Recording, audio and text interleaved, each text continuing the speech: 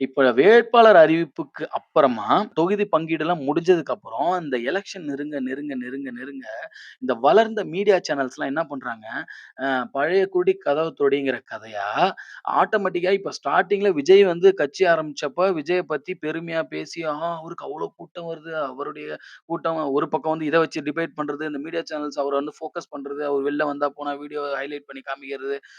பார்த்தீங்களா, என்ன கிரவுட் வருது. விஜய்க்கு வந்து மிகப்பெரிய ஒரு ஃபேன் பேஸ் இருக்கு. அது வந்து வாக்காளர்களா மாறுவாங்க. அவரு வந்து 35% வாக்கு பெறுவாரு, 40% வாக்கு பெறுவாரு, 45% வாக்கு பெறுவாரு.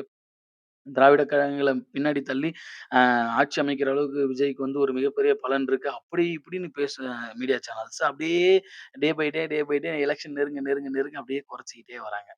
மூத்த பத்திரிகையாளர் ஒருத்தர் இருக்காரு.